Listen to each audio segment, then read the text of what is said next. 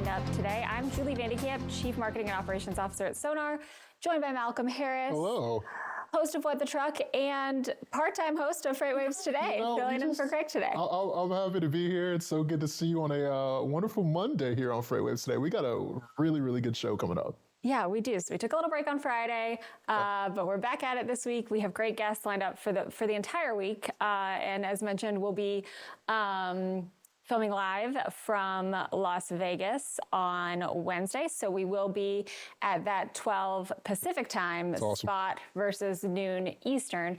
But today we've got a great show. We have Bo Bates, the CEO of the Evans Network of Companies, here in studio. We have Ari Silke, the COO of TEN, joining us from Minneapolis virtually. We have Jason Provancha, the CEO of Steam Logistics, in studio joining us live, and Jeff D'Angelo, the co-founder and CEO of Fura, who will be joining us virtually as well. So we've got great guests. We've got some decent headlines. We've got a great Sonar update. So it's going to be a good show. It's going to be a great show. I was just looking at the list of folks that are going to be on the show. This is like a Wendy's, a 4 for 4. I think we're going to have a good show. For sure. They still do that? I don't know. I think they might have biggie bags. It's got to be more expensive. Yeah, no. Inflation has definitely squashed the 4 for 4, but it's going to be good here. We had a Wendy's across the street at my high school, and so my best friend and I would go every day after school before cheerleading, and it was $3.24 every time. We knew exactly how much it was, so we had the right amount to get a junior cheeseburger, a junior fry, and a junior drink, and that's what we did like every day.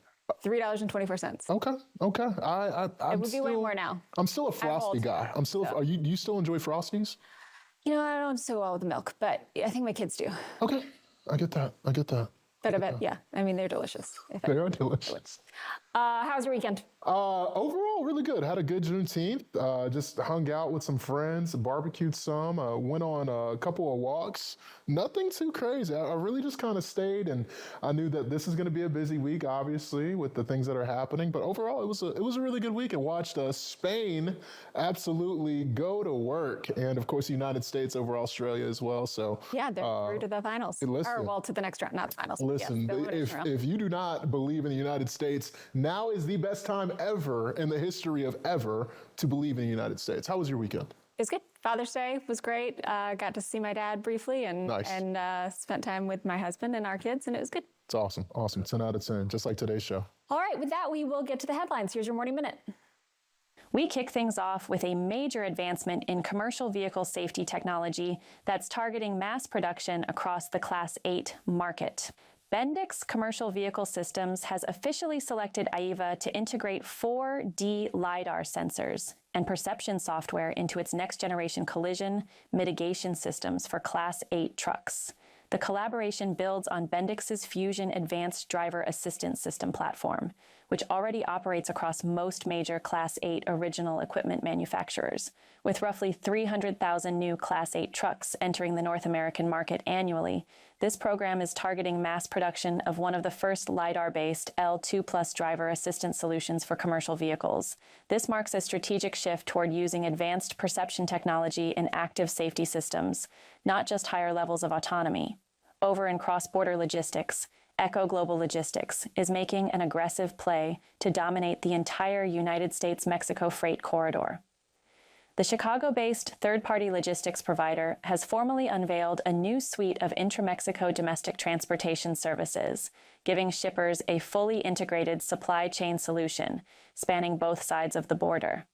The expansion includes city-to-city freight transportation, port drayage, domestic intermodal services, and managed transportation solutions across Mexico, all integrated with Echo's existing cross-border operations and its Echo X Border division for customs brokerage and warehousing.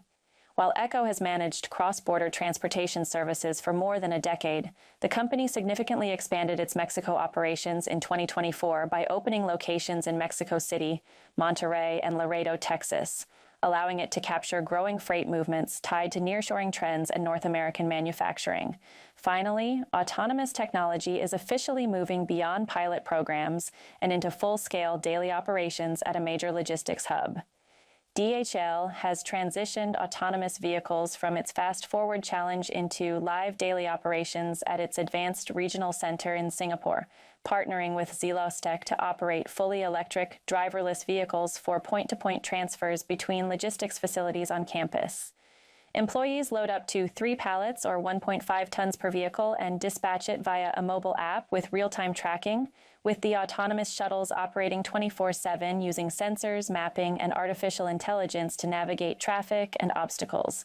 Each vehicle averages 40 trips and covers 28 kilometers daily, delivering consistent performance at roughly half the operating cost of diesel trucks while cutting emissions to support customers' sustainability goals. All right, so lots of tech news, right? A lot of tech talking news. about LiDAR, collision mitigation, and then obviously about autonomous technology that DHL is using in Singapore. Interesting, but it's on campus, Yeah. fully electric. Makes sense to be a starting point for where they would use it. But I think the Echo story is super interesting. Huge. Not just because they're working to dominate U.S. and Mexico border crossings, but I just think nearshoring is such an important topic right now. Absolutely. We have a Sonar sit rep that is available talking all about Mexico nearshoring and that impact on the U.S. freight market. You can access that either via FreightWaves in the Market Monitor or with a Sonar subscription. All of those sit reps are within the UI available for download. But Mexico surpassed China as the U.S.'s largest import partner in 2023 and then has held that rank since then. So I don't know that we talk about the border enough and the imbalance there, and that there's, a 3-to-1 ratio of loads coming out versus loads going in, since we import so much, and how you deal with that, from a transportation standpoint. The short length of haul is not such a big deal to come back For sure. empty, but the longer destinations, so it'll be interesting to watch Echo. It definitely is interesting to watch Echo. We talked about this a little bit on What the Truck this morning, but for me and my standpoint is that when a brokerage really does operate out of Mexico, it is the biggest risk versus the biggest reward, because there is so much that goes into properly executing in Mexico that people just don't understand. We'll talk with Jason Bravancha here on the next hour. They recently got a Mexico operation, and just the challenges that face brokerages. You really have to be operationally savvy and have all your ducks in a row to operate effectively, or that's a death sentence for some brokerages that are not as big as Echo. You typically can't and don't navigate well unless you have your ducks in a row from an operational standpoint. So good on Echo, and I'm excited to see how this unfolds over time. Yeah, the regulation is just so different.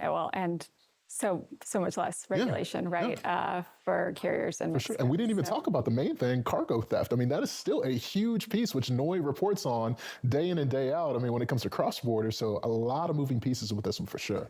Yeah, for sure. The one with DHL, I thought that was really cool too. But yes, it is smaller, right? This is not going to be something that's groundbreaking stuff. But I think you're continuing to see these trends. We're having several guests throughout the weeks to talk about autonomous vehicles. Even today, to a certain degree, we're going to be talking about it. So I do think you'll see the innovations happen over time. But there's still a lot of people skeptical, which they should be. But also, this is not going anywhere anytime soon, Julie.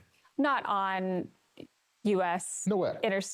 Fully autonomous on interstates outside of maybe a few states. There's small runs, right? And I think there's a timing issue with it. I think there's going to be different caveats around it, but I think we're still a ways away. Well, these are small loads. I think if I remember, it's a handful of pallets at a time. So it'll be interesting to watch. Definitely.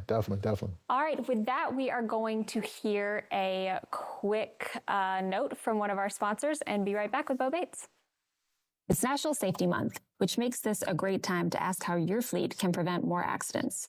Samsara AI detects risks in real time, giving teams more visibility into what's happening on the road and more context to coach drivers before risky moments become incidents. Fleets using Samsara Complete AI Safety Solution have reduced crash rates by nearly 75%. See the data behind the results in the Samsara Safety Report at samsara.com/freightwaves. All right, welcome back. Welcome, Bo Bates, CEO of Evans, to the show. We're so glad you're here today, and thanks for coming into the studio. Thank you. My first time, as you know, so it was great being here. Yeah, and back in the Southeast, kind of back to your roots and your home, huh? Yeah, it's been a long, long time. I moved to Pennsylvania some 28 years ago. Well, actually more than that, 35 years ago. Wow. So it's been a very long time. A little bit of background, I grew up in Jacksonville, Florida. And I had never lived further north than Atlanta until I got out of college. So very, very different being from the Northeast. I'm sure you can hear my northern accent. I've been there so long. Well, I mean, we moved around a lot too, and I don't know that I have a Southern or a Midwestern accent. You end up somewhere in the middle, I think. I think that's I think right. once you come home, it peaks out a little bit. So you're fine, bro. That's You're absolutely great. fine. Is this home for you? No, so Atlanta, actually, you mentioned Atlanta. Okay. So originally from Atlanta, then went up to school, UT in Knoxville, and Okay. This is home now. I don't see myself leaving Chattanooga, so I'm glad you're here. I went to Georgia Tech. You went to Georgia Tech? Yep. Listen, So I'm right not down the I'm not that smart of a guy, so I think you did fine. I think you did fine. I appreciate it. We made it happen anyway. Ramblin' Wreck, go Georgia Tech. I love that. All So, right, but will you tell us a little bit about the history of Evans and your business model and the agent model and just Sure. fill us in a bit? Sure, absolutely. So Evans was founded back in 1939 by my wife's grandfather. So I married into the business. I am the third leader. My wife's grandfather ran the business for quite a while. My father-in-law ran the business for about 50 years. And I've been sitting in the CEO chair since about 2010. The business model changed a number of times through the years, as you might imagine, with that length of a history. But we really settled in on this agent-based business model back in the 2000, 2005 time frame, and it was driven a lot by some acquisitions that we made. I think I was saying to you when we met the first time, when I talk about the business model, I compare it to a franchise-like organization, and my oversimplified comparison point, my analogy is McDonald's. yeah. So the local McDonald's store owner has his own business, hires his own employees, rents his own space. He flies the McDonald's flag out front. So we are in the business of making local trucking entrepreneurs successful. We work with them, we support them, we do everything to do with the back office. So we bill it, we collect it, we insure it, we provide IT systems to allow them to do their job. We provide sales support. So it's a great business model. And today we have about 650 agent offices in the United States. Wow. Amazing. Yeah, it's great. And more than anything else, we're hauling ocean boxes. So we do dry van, we do some flatbed, we do refrigerated freight as well. But by and large, when I talk about Evans, I talk about us as a drayman. Yeah. 100%. I'm sorry. No, you go ahead. I want to stay on the theme of fast food because I am a little hungry. All right? So when it comes to, you said you treat every individual, I guess, like a franchisee of a McDonald's. Yep. Well, the thing that I love most about McDonald's, Bo, is that you can go to a McDonald's in Pennsylvania, you can go to one on campus at Georgia Tech, Yep. and the sandwich and the fries taste the same. How do all of the franchisees still kind of stay within this Evan fabric and operate the same and be the same? Great question. I would love to tell you that we've perfected that, but that is a challenge. We want to have service standards that all of our agents live up to. I think it is getting a little bit easier. I did not say this specifically before, but our fleet is 100% independent contractor. Okay. So we're dealing with the independent contractors as well. So it's independent drivers, it's independent store owners. It's getting easier now because of in-cab technology. We've got a little bit more visibility to what's going on. Right. But we really want to hone in on those service standards, get the product there on time. As my son used to say, in this day and age, getting the information back to the customer is as important as having the load deliver on time. So making sure that we're living up to the metrics and giving the report cards and giving back the information that our customers need in real time so that they can invoice their customers and take care of their customers too. 100%. That's a great answer, Bo. Great question. Thank you. So you guys certainly have a drayage niche, right? And you mentioned that before. So tell us what's happening in the drayage market, what you guys are seeing with some volatility with tariffs and imports going up and down. How is that affecting your business? And what's your take on the market? It has been 2024 and 25 were extremely flat years for dray from where we sit. A lot of that was due to the tariff noise. We definitely saw a little bit of a pre-buying phenomenon early in the year last year. But last year really was a very soft demand market. I said earlier we do a little bit of truckload work as well. So we started seeing the truckload market improve measurably toward the end of the year last year into the first of the year this year. And just most recently in the last month or two, we believe that some of that momentum is carrying over into dray. Some of the dynamics there are the CDL drivers leaving the market. A lot of talk about that particular issue, but we do see demand tightening. We do see that our volumes are up a little bit year over year, and we're actually starting to feel like we have a little bit of a opportunity to get some price power that we have not had in a really, really long time. So dray market is performing very well. I'll quantify that a little bit.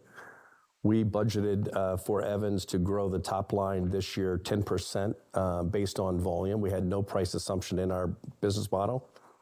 Through 5 months, we're spot on with the budget that we wrote. And I think a little bit of tailwind with the pricing could really kick the business into another year. So we're very happy where we're at right now. What are the big growth drivers in an agent-based model like yours? So when we think about growth, you think about it really as a three-legged stool. We concentrate on same-store sales. I was talking earlier about the support that we give our agents, helping them with sales, helping them manage equipment pools better, bringing new customer relationships, all the things that we do to help support agents. So we're trying to drive same-store sales. And forever, we've said our target was 2 times GDP in that component of growth. The other thing we do and do very well is because we think we have such a strong value proposition, we're out asking people to become agents. Come join the Evans family, bring your business over. This is a great place to be if you are already an agent, but it's a great place to be if you are an entrepreneur who wants to be, maybe a dispatcher, maybe a fleet owner. So we grow the business organically by adding new agents. And then the third component of growth would be M&A, and we have not made an acquisition. We made one in 2025 toward the third quarter, but it'd been about 5 years since we made an acquisition. So, but the three stools are the same-store sales, new agent addition, and go out and let's buy some other things and add them to our mix. All right, one more follow-up on that, and then I swear, Malcolm, I'll give you No, please. So I think part of the beauty of an agent-based model is that your costs are highly variable, right? So it makes That's it correct. easier to scale up and down quickly to meet those customer needs and meet demand. How is that beneficial, and what does it look like in today's market? You nailed it. It truly is a variable cost business model, and I'm painting with a big broad brush here to just put some quantification around it. So for every dollar that we invoice a customer, it's a revenue sharing model. So the independent contractor who owns the truck, does the work, pays for the fuel, gets the bulk of the revenue. It makes a lot of sense, right? The agent is the dispatcher, the coordinator, customer service, customer facing, and driver facing. The agent gets a piece of the revenue, and those partners get paid out within 1 week of invoicing. And then Evans holds on to the accounts receivable, collects the money, and we get a piece of the revenue there. So to your point, it's very easy to scale that model up and down as long as drivers are plentiful or we can add new agents. We can scale the business up when the market's good, and when the market's bad, we can scale the business back down. So it's we love the business model. Can't say enough about it. No, it's a fantastic business model. Thank you for breaking that down for us. And I want to ask, because I've been in your world in drayage. Now, I used to work a long time ago. I had a lot more hair in my days and working around drayage. But I know the problems that come with drayage. For example, chassis availability, demurrage that is random, just things that you can't control. How are you able to keep customers ahead of the curve and deliver, because obviously you're doing fantastic, knowing the things that happen in the background with these bottleneck issues and the issues that I just mentioned as well?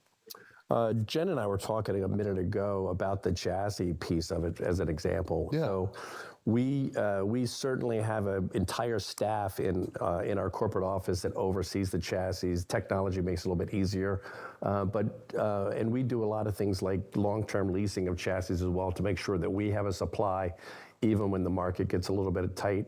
It has been a long time since we've experienced significant chassis issues. Okay.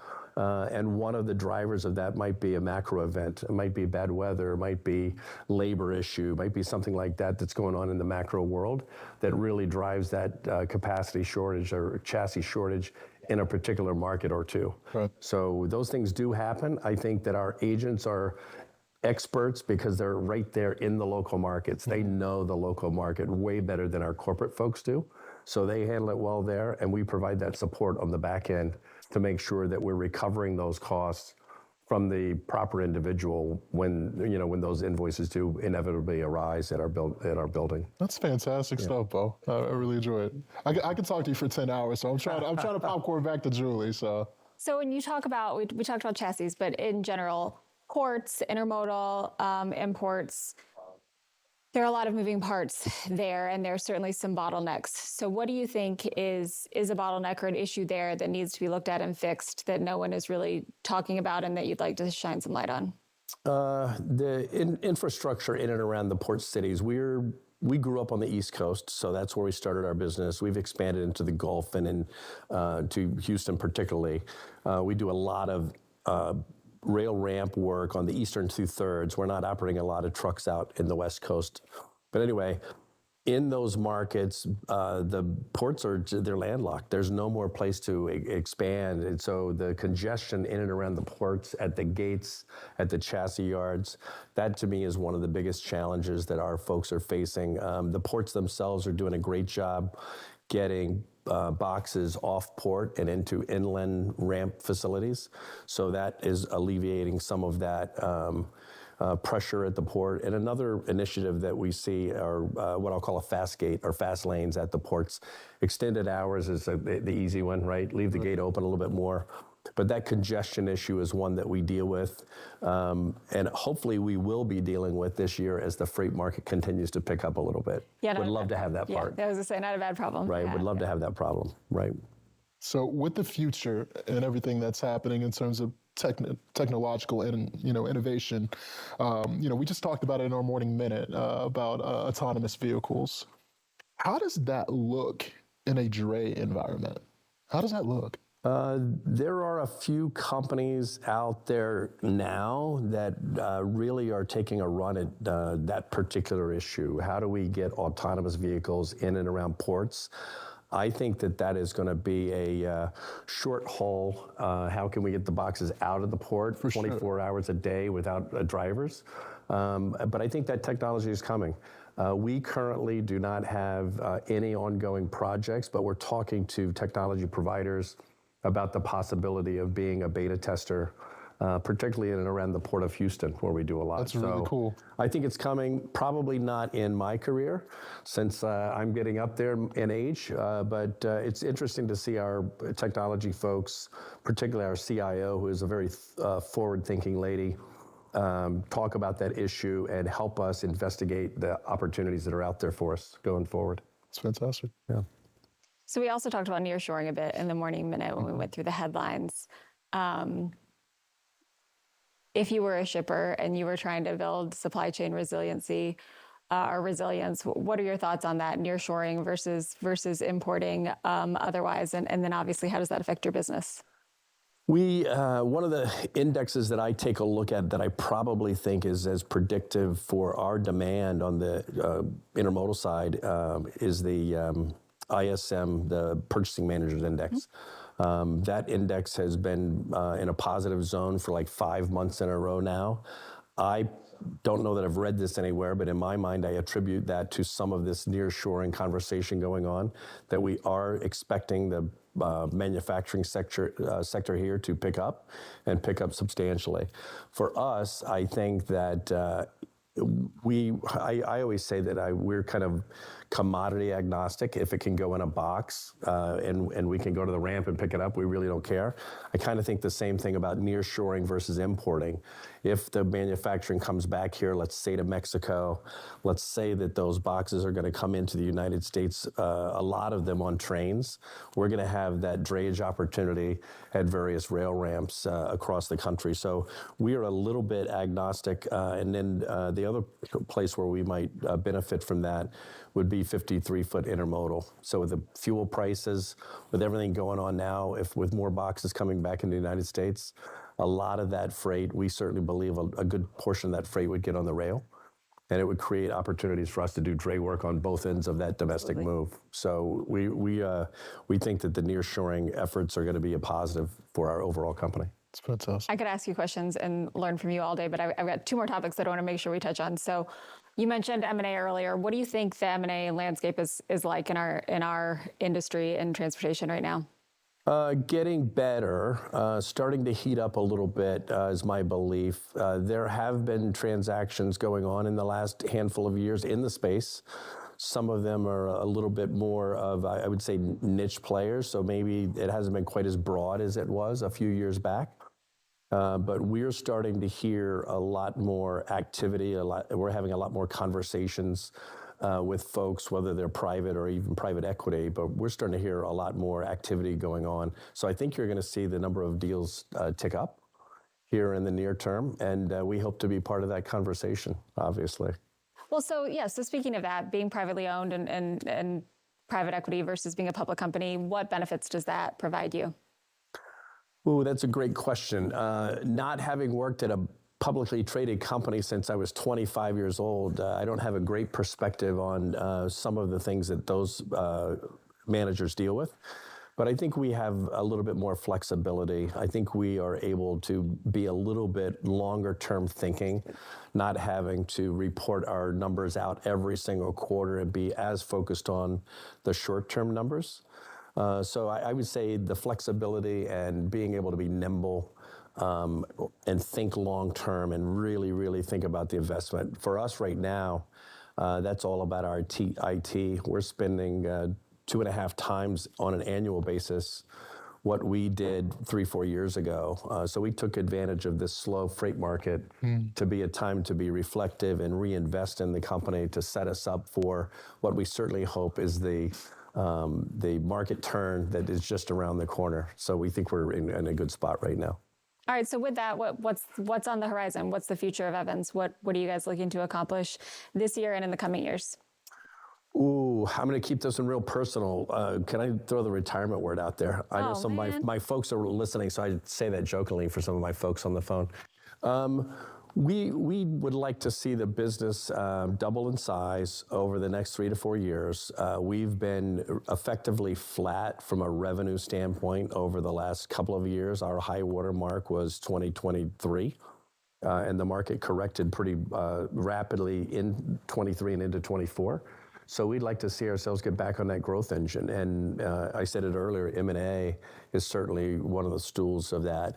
I think part of that story will be expanding the service offering. As I said earlier, we truly have been focused on dray, not exclusively, but I think there's opportunities for us to expand into more transloading, warehousing, pick up maybe a refrigerated partner somewhere that would put us as a meaningful service provider in that as well. So I think there's a lot of upside in the short-term future for us. I mentioned the budget earlier, wrote a big budget this year, feeling pretty good about where we sit this year. So onward and upward, up and to the right, as they say, right? That's what they say, Bo. Yeah.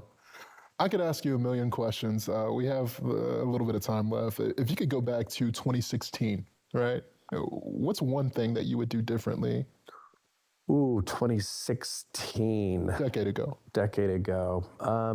I think we should have invested in in-cab technology a lot sooner than we did. We put ELDs into our trucks. We partnered with a couple of different providers, and we had a couple of providers through acquisitions as well. So I think if we would have had a single solution in cab and used it really more than an ELD device, but really a business intelligence device, I think if we'd have made that investment 10 years ago, that would have been a great move for the company. It's fantastic. Yeah, I'm excited as I can be about where we are now. We are partnering with, why am I drawing a blank? Jan, help me out. Motive, sorry about that. I drew a blank. 65, I told you I'm getting near the retirement age. We're partnering with Motive and really excited about a lot of the things that product is going to do for our business, for our agents, and for our drivers. It's fantastic. I know you said you're getting ready for retirement, but I think this podcasting career, this media career is just getting started because you're one heck of a storyteller. Oh, thank you. Yeah, thank you. It was great. You guys asked great questions. And I said to you when we met, I could talk about the business all day long. Yeah, well, we love to talk about the business as a whole and the freight market. So thank you so much for being here today.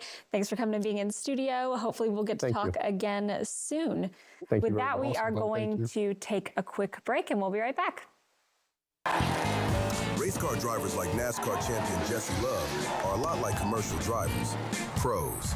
But even the best in the world still watch the tape to see what they missed and get better next time.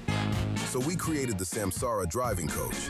Great race, Jesse, but you were following too closely and you were speeding. Okay, you got me on that one. Samsara uses insights from millions of professional drivers to coach drivers in real time. Because even champions need a coach. Give me the keys.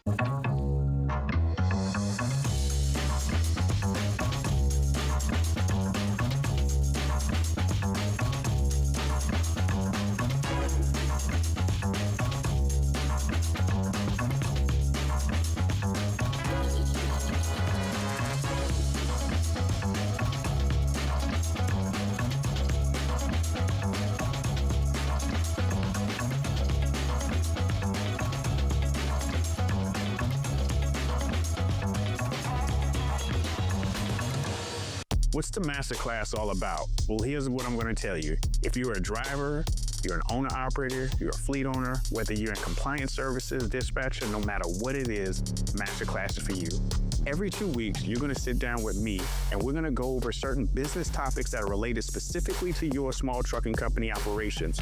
We're going to help you with everything from compliance to how to negotiate better on the spot board, how to find direct freight, and everything in between. This is the reason why you don't want to miss out on masterclass. It's about an hour to an hour and a half, and then on top of that, you'll have the library to you so that way you can always research and reflect back onto it. Don't miss out this opportunity. This is built specifically for you. I'm excited, and I hope to see you in class.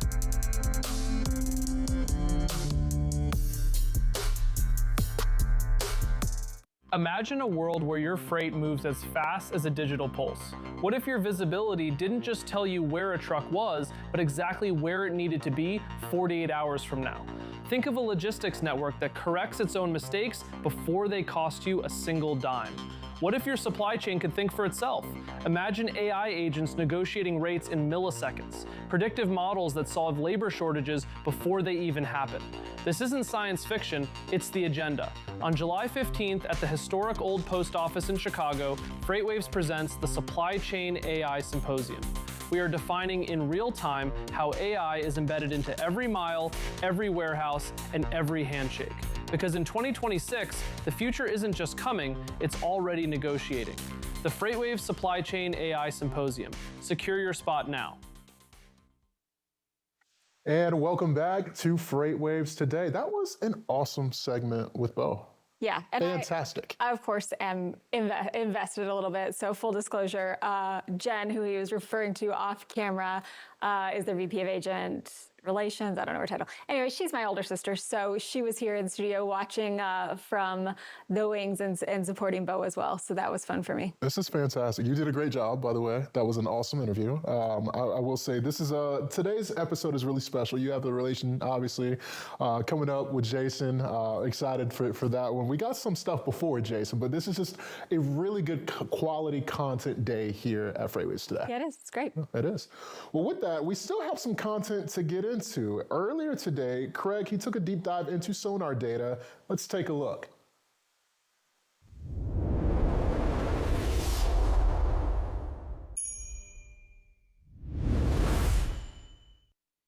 So I'm in Salt Lake City, about to head to Las Vegas for Samsara Beyond. Please come see us. We'll be transmitting live on Wednesday, starting at 3 p.m. Eastern, noon Pacific. That's a new time, only Wednesday that we'll have that. I want to talk about refrigerated market because the refrigerated market had a slow start to the second quarter. May was kind of soft. And really what we're seeing is it ramp into June. That is related to warmer temperatures. Refrigerated is all about just market temperatures, and really that's what drives the market. In the winter, it's protect from freeze. In the summer, it's about heat. Right now, produce season's popping. We're seeing this both in the refrigerated market as well as in just the overall dry van market. Places like Stockton, California, are really starting to show better conditions. This is a tightening market condition. Tender rejections for refrigerator are up to 25%. It's a sign that it's the strongest market in terms of relative performance the last couple of weeks. What's also interesting is that flatbed has actually cooled a little bit. We had a real strong start to flatbed. Tender rejections are still quite high. but they're not what they were. And it's telling us that really a lot of the pre-positioning for that heavy construction season for data centers, perhaps related to energy and even defense production, has sort of cooled off, and it's something that we're watching. Really, one of the things that I think is really interesting is the refrigerated market is probably the best performing market right now relative to the others, and it's something we're going to watch for the next couple of months to see just how well it does. Van, of course, is tight. Van is doing well. The tender projections are at 16.5%.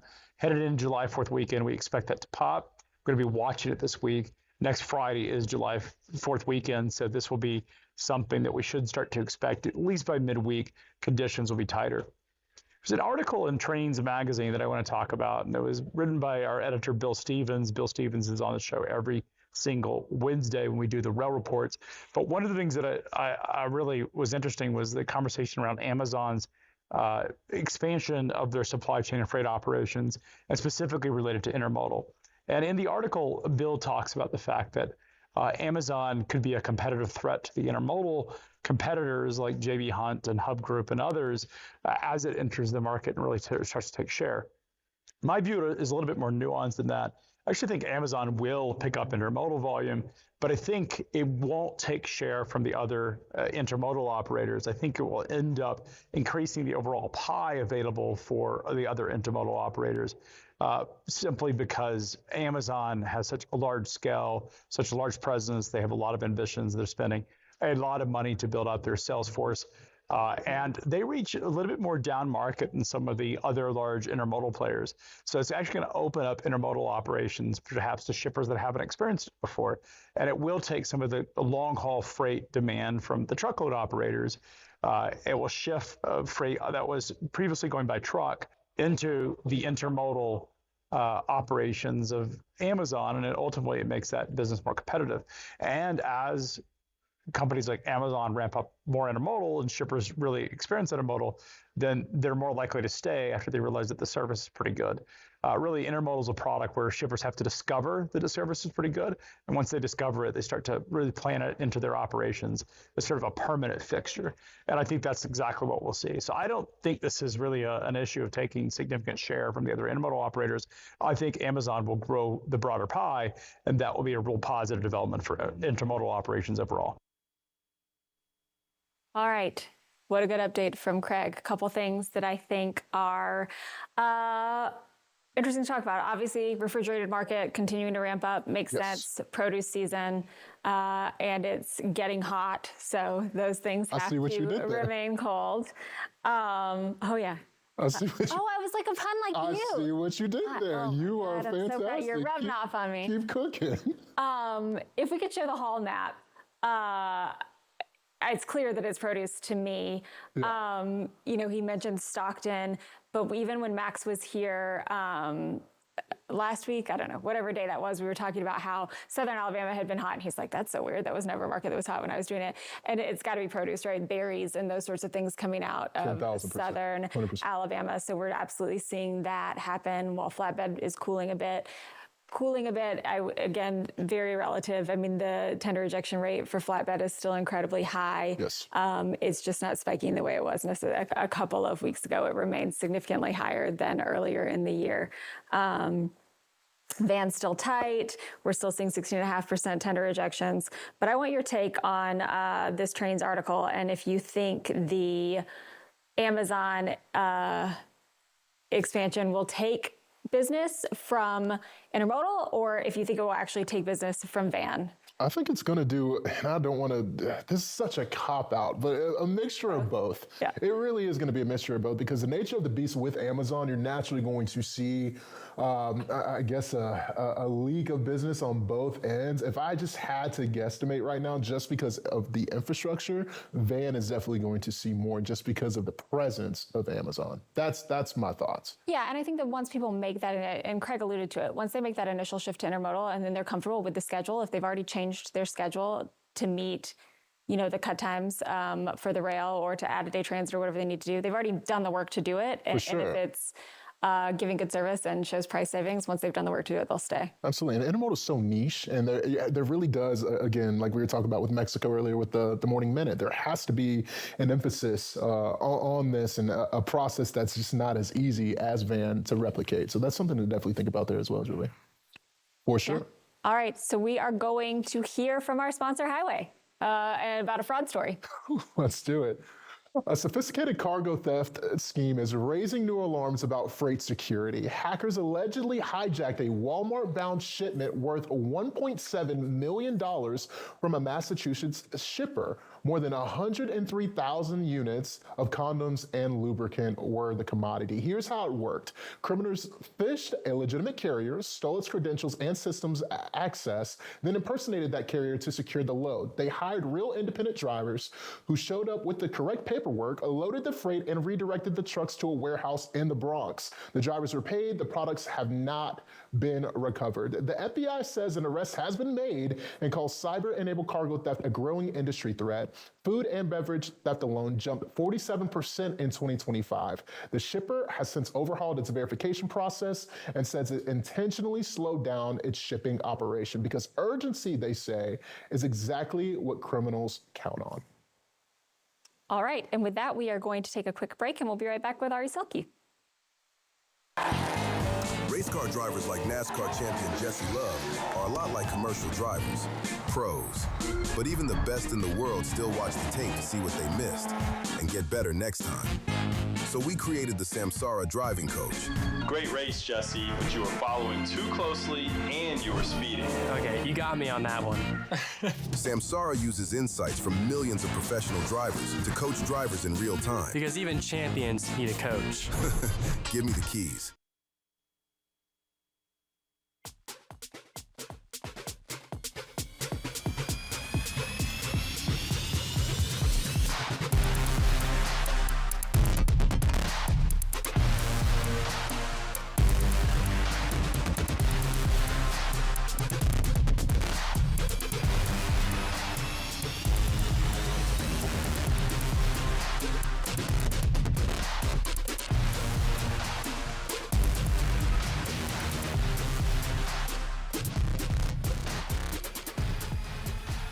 The super successful people are part of the 1%. They're part of that very, very small percentage. That's why I don't want you to do things that everybody's doing. I want you to do the small things that nobody else is doing. The people that are most successful in this business treat it like it's the only thing that's bringing income into their household. If you do that, then you'll have the same results. These people operate like they have no other chance. They have nothing else going.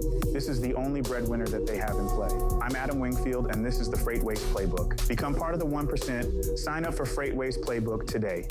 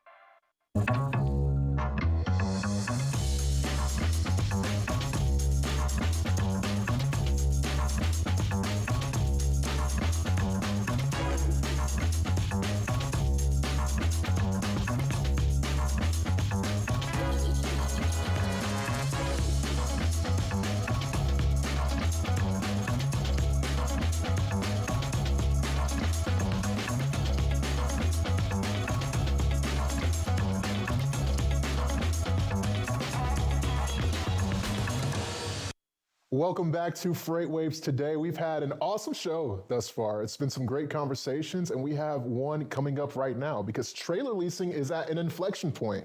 Rates are recovering, tariffs reshaping equipment and economics, technology expectations are rising, and Ari Silky is the Chief Operating Officer of TEN, the Transportation Equipment Network, the largest full-service trailer leaser in North America. He joined TEN to modernize fleet operations through technology, AI, and elevated service delivery. And with that, Ari Silky, welcome to FreightWaves Today. Thank you. Great to be here. It's great to have you. Thank you so much for being here. I hope the week is off to a great start and that the weekend was fantastic. It was. Thank you.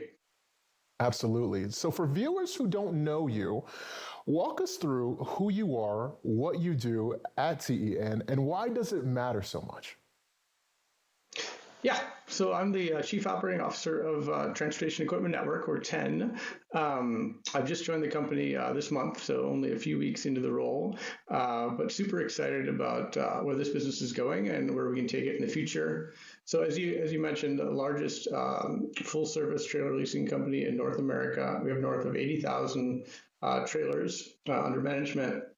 And also uniquely have 45 in-house maintenance bays where we do repairs on both our own trailers and on other people's trailers. Also have a mobile maintenance operation, over 130 trucks that go around to different yards and different sites to keep uptime high on trailers throughout all of our customers. That's amazing. Maintenance is certainly, an ongoing issue, and retaining and keeping shop and maintenance employees is hard. I think it's hard to carriers. I mean, you've had to recruit, I'm sure, for those sorts of things as well. So how do you guys go about doing that? Yeah, absolutely. I think we're definitely a growing organization and growing our existing shops and adding new shops over time based on customer needs in different geographies or just in different markets and types of repairs that are necessary. I think recruiting is always challenging in almost every industry I've been involved with. Maintenance techs is no different. But if you offer a great work experience, competitive pay and benefits, and are able to make a big impact, and I think in transportation, we've definitely been through lots of different ups and downs, but appears to be a nice growth cycle going forward. And so I think we've got pretty good excitement and momentum, and people are coming to work here. So when it comes to this industry, there's stuff that has been historically underinvested in, and I could be here all day with you, Ari, to talk through it. But what do you think has been most historically underinvested in, and why is this now such a competitive opportunity, you think? Yeah, absolutely. I mean, I think different things get different levels of investment at different times in a company's history. Also, different times, different market conditions can drive some of that. And so assets such as trailers, same is true for other kind of transportation assets, tend to get an outsized investment when market conditions are growing, and then inversely a less investment when market conditions are quieter. So I think the trailers have gone through that cycle, and all transportation companies and all shippers know that customers need on-time delivery. And in order to deliver an on-time delivery in any transportation network serving any shipper, your assets have to have tremendously good uptime. There's just not enough time in almost anyone's transportation network to have significant downtime without material customer impact. And as shipment delivery times continue to improve and increase over time, the appetite for downtime is diminishing if there was any before. And so having the ability to fix assets as quickly as possible is critical.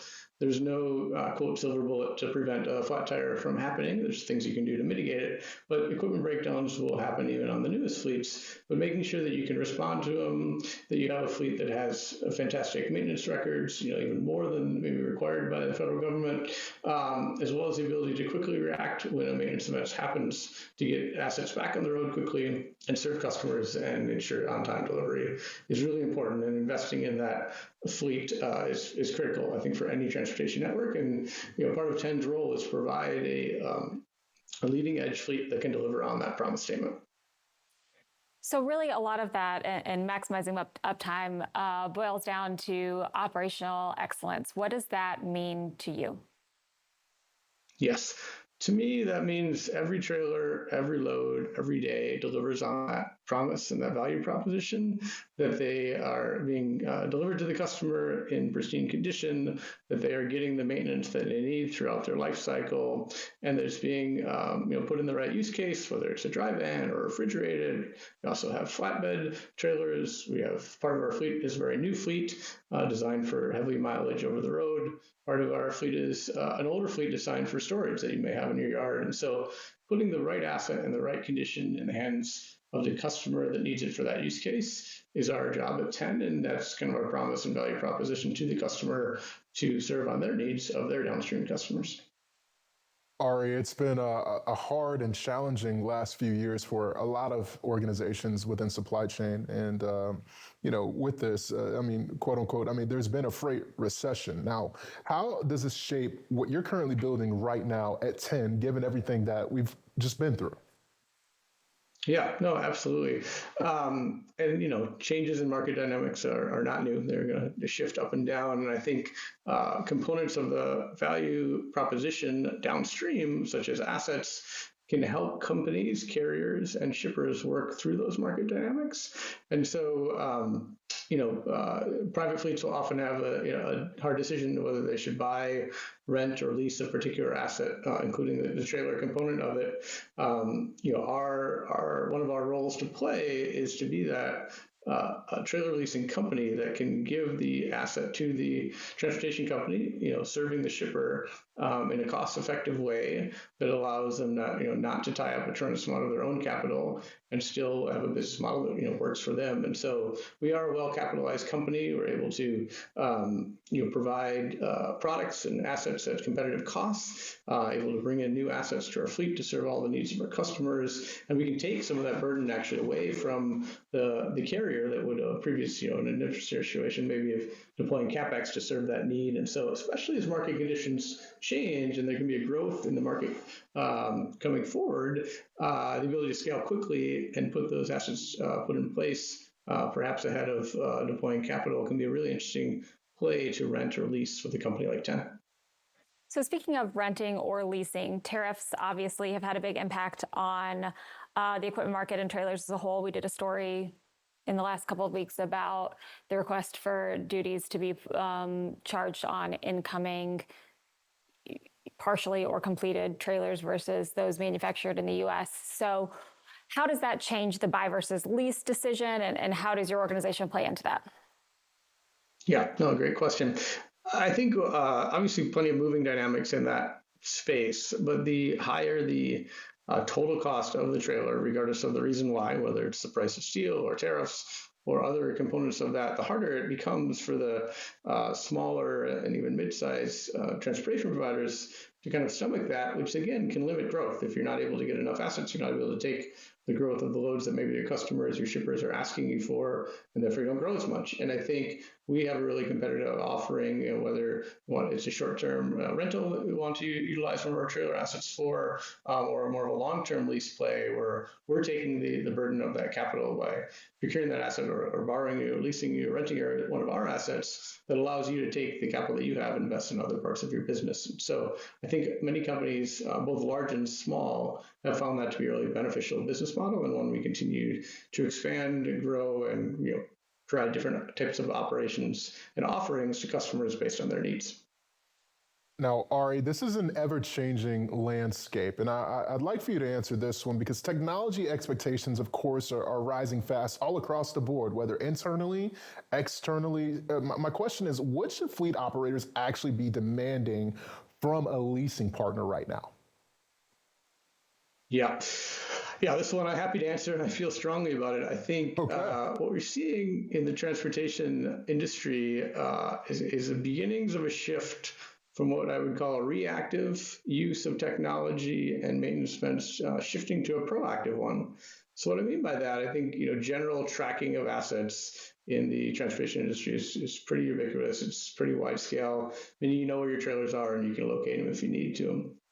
I think going forward, you're going to see a shift from simple tracking to additional diagnostics that you have on trailers, and many fleets, private fleets, have this today, where you can see what's happening, whether that's tire pressure sensors or cargo sensors, cameras inside of a trailer. That type of technology, I think, will become the standard in the future. And what that allows shippers to do, again, small and large shippers, is to have better visibility of what's happening with the asset from a repair maintenance component, so you can move towards predictive maintenance and understand what's happening to that trailer ahead of when it actually breaks down. Nobody wants to break down. It's the most expensive thing. A repair on the side of the road is a bad experience for the driver, for the owner of the fleet, for the leaser, and for the shipper. And so that should be prevented wherever it can. And when you can look at indicators, whether it's a slow leak on a tire or other components, brakes wearing down, or things that can give you signals into what may be coming or likely coming in the future. You take preventive and proactive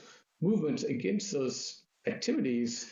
You actually will save money in the ecosystem and create a better experience. And so I think there's still an evolution happening in the industry in this space. I think the role of the leaser as 10 is to help our customers along that journey and either advise or provide a lot of that technology going forward to create that ideal experience for the carrier and then ultimately for the shipper and the end customer of the goods inside that trailer. So shifting from technology to operations, what do you think is the biggest operational gap in trailer leasing currently? Yeah, I look at it kind of from the customer backwards, and the customer simply wants the package at their front door on time. And then if you look at what components are required to deliver on that, every trailer needs to do its job every day. In order to do its job, it needs to have high uptime. And in order to achieve that high uptime, you need to have high operational excellence. So that comes down to proper inspections. It comes down to, in some cases, random audits, tied to the earlier point on predictive maintenance of what's going to fail next, to ensure that the asset being used in the field is as of high quality as possible so that you can deliver on that end customer promise of getting that package or good or whatever is being moved to that end customer as scheduled. And so there's a lot that goes into that, and it takes a tremendous amount of operational rigor across the supply chain to actually deliver on that. And many companies are delivering on that, in very shorter windows than have been done in the past. And so there's limited room in the schedule for recovery or a failure. And so you have to respond very fast if there is a failure. But the better answer is to predictively anticipate the failure, get ahead of it, and ensure it never happens. Ari, a lot of folks say that they're quote unquote full service, specifically a full service leaser, but what does this actually mean in real practice, and why should a fleet operator actually care about this? Yeah, absolutely.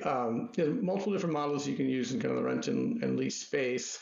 There's one model where you take the asset, you take it for a period of time, months or years, and you're responsible for all the maintenance and upkeep and PMs, et cetera, on that asset. We also offer that solution, but I think the way many of our customers are going is a full service lease offering where we handle all of that maintenance and ensure that you do have the experience and uptime you want, doing the maintenance ourselves, scheduling all of the PMs, and handling to ensure the uptime of that trailer is full circle and full life cycle of that trailer. So there should be no downtime in that process, and there's no third party, there's no maintenance provider you have to call, there's no breakdown provider you have. We handle all components of the life of that trailer when you have it under our lease and operation. And so part of that is us continue to expand our network of shops and in some cases mobile trucks to make sure we can be as many places as possible to offer that service across wherever our customers have transportation. But I see a lot of growth in that area, and I think from an end customer and carrier and shipper perspective, it's a model that's going to be that's really resonating. So, Ari, you mentioned in the very beginning of the interview that you just joined 10 about a month ago. So where did you start? What's next? What are you fixing? What are you seeing since you've been at the organization and putting your leadership into practice? Yeah, no, absolutely. I know it's been a fun first 3 weeks here. I'm learning a ton. I'm meeting with all kinds of members of my team in both the U.S. and Canada. I've visited a bunch of shops already and met with some of our mechanics. Looked underneath some trailers and trying to understand kind of where are our strongest attributes and what's really working well for the organization. And there's quite a bit there. And then also seeing what the opportunities are in kind of scaling and growing this business to a really large scale operation. And it's not small right now. It's already over 80,000 trailers, but we do anticipate quite a bit of growth going forward, both in geographic footprint. We are mostly kind of east of the Mississippi today and throughout all of Canada, as well as density in scaling up our operations where customers need us most. And then also on our mobile truck side, that's really resonated with customers who will put a mobile tech maybe at or near a yard where there's a large fleet where we can be very efficient in our maintenance operations. So I'm kind of using a bit of the standard playbook of understanding our customers, understanding our employees, and seeing where the strongest, where we should double down, and some opportunities where we'll get more efficient to position for our next phase of growth, and then injecting likely a fair amount of technology along the way. Ari, I like this question. I use it often on What the Truck, another podcast. So I want to pose it to you here. Over the next 365 days, you are successful in your role if, and fill in the blank for me. What is that? That's easy. I'm successful if my customers are happy. And my customers will be happy if I'm delivering on a solution that allows them to be successful. Everyone has a customer downstream. And so I think the biggest way that we can make our customers, quote, happy and allow them to scale on their business is have assets available when they need it, have them in the shape and condition that they need to be to have high uptime for their fleet, and be able to scale and grow with them and be flexible and agile to meet their needs as they grow throughout their businesses as the freight market goes through its dynamics. I think a year from now, I suspect we'll be a larger company, a fair amount more technology driven, with pristine standard work kind of end to end, and a larger footprint overall. So I love this conversation because I like talking about trailers. I think it's something that carriers, shippers, anyone who has this expense doesn't talk about as much, right? They don't cost as much as a truck, Definitely. but there is a huge cost involved in them, and they are an asset that you're tracking and need to put revenue on or pay for if you're leasing, right? And ensure that you're providing that service to your customer. So I love how you talked about different trailers for different types of business, right? And when I was in dedicated, we would look at that. All right, how many miles are we actually going to put on this trailer? Is it primarily going to be storage? And in that case, we aren't going to have as much of a maintenance expense versus to your earlier point, long haul over the road. So do you guys walk through all of that with your customers? How does that implementation and onboarding or initial conversation happen and work to truly understand the scope of what they're looking for? Yeah, absolutely. And it's super important. You want to put the right asset in the right place at the right time. And, the cost of a reefer trailer is very different than the cost of a storage trailer for obvious reasons. So you kind of, to the earlier comments on the webinar here on growth of reefer trailers, definitely seeing that on our side as well. And so you've got the dry van versus reefer, which is kind of easy delineation based on what's being hauled. Similarly, flatbed can be a component of that. I think the more nuanced one, which you touched on, is how do you best assign the vintage of the trailer to the right use case, aka you don't want to take a brand new trailer and then use it for storage in your yard. That would not be the best ROI. You want to take the newest trailer and put it over the road, and you want to take your more aged trailers and maybe use them for lower miles because they're at a different spot in their lifespan. And so yes, it's absolutely open discussion with our customers on the whole spectrum of different options that we have in the 10 umbrella and what's the best fit for their use case. Because again, if they're happy, we're happy. So I always want to talk about the market and the impact it has on all of our guests and let our viewers learn from that as well. So current market, relatively tight capacity. I would love your take on it. And then how does it impact your business? Yeah, I think market has ups and downs. Obviously, we're in a bit of a tight capacity situation at this particular moment in time, and it'll continue to ebb and flow. I think we're hopefully a solution, in most cases, a solution in up and down markets. I think, we can offset capital expense in both up and down markets, which, there's a use case for both of them. But I think more importantly, in an up market where things are constrained, we can inject capacity. And we can inject capacity, without outlaying CapEx for a growing transportation provider. And so I think it's a super exciting time for us here in 2026 with the current market conditions. And we are seeing this across our network of customers asking for more and more capacity, in some cases very short notice, which is challenging but doable. And that's exactly our job and our opportunity to get them the right asset and the right type of equipment that they need, so that as their customers, give them opportunities they can go deliver on them. So I'm pretty excited about where the market's going and the impact it's going to have on 10. That makes perfect sense. I would want to, in this current freight environment, take advantage of the rates, drive as much utility as possible. Having trailers available to do that and working trailers available to do that is absolutely a key to that. So thank you so much for your time today. This has been a great conversation. Really, really appreciate it and hope to speak with you soon. Great. Thank you again for having me. All right. Thank you. All right, stay tuned. We will be back with our next in-studio guest. But first, we're going to take a quick break. Race car drivers like NASCAR champion Jesse Love are a lot like commercial drivers, pros. But even the best in the world still watch the tape to see what they missed and get better next time. So we created the Samsara driving coach. Great race, Jesse, but you were following too closely and you were speeding. Okay, you got me on that one. Samsara uses insights from millions of professional drivers to coach drivers in real time. Because even champions need a coach. Give me the keys.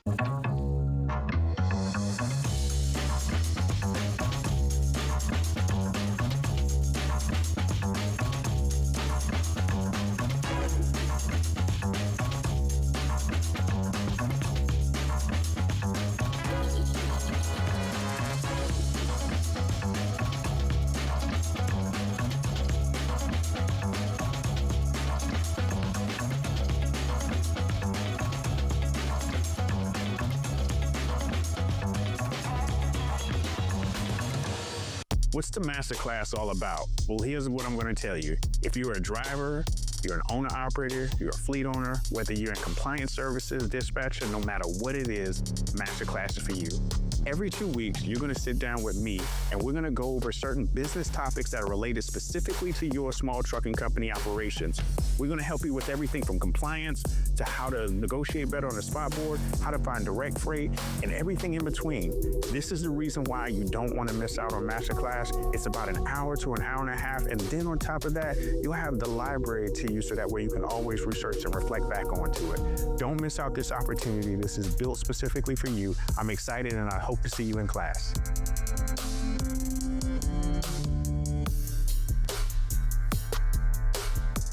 Imagine a world where your freight moves as fast as a digital pulse. What if your visibility didn't just tell you where a truck was, but exactly where it needed to be 48 hours from now? Think of a logistics network that corrects its own mistakes before they cost you a single dime. What if your supply chain could think for itself?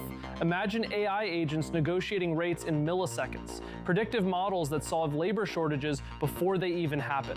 This isn't science fiction, it's the agenda. On July 15th at the historic Old Post Office in Chicago, FreightWaves presents the Supply Chain AI Symposium. We are defining in real time how AI is embedded into every mile, every warehouse, and every handshake. Because in 2026, the future isn't just coming, it's already negotiating. The FreightWaves Supply Chain AI Symposium. Secure your spot now.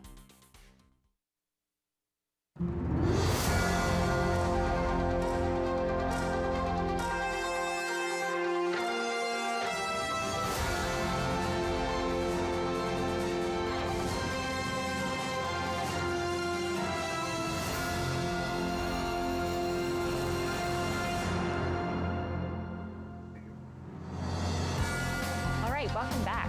Still ahead, the CEO of one of the fastest growing 3PLs in the country, $600 million, all organic, Jason Provencha of Steam Logistics on the market, global trade, and what's next. He is coming up. But Malcolm? Yes, ma'am. What do you think of the show so far? Tell me one thing you've learned today. One thing I've learned so far, really, from our first interview with Bo, I didn't realize just how big drayage truly was. Like, I understood it, given my history, but the agent model, to me, is something that has never registered in my brain. Very, very, very fascinating stuff. I mean, it's amazing and so entrepreneurial. It's complicated. Absolutely. It's genius. It's brilliant. And I think that they're so much bigger than people think, too, as a company. Absolutely. I love the independent franchisee, of course, probably still because food is on the brand, but just to have that different service level, whether you're at this location or that location, and just their presence as well as in Houston, I definitely learned a lot today.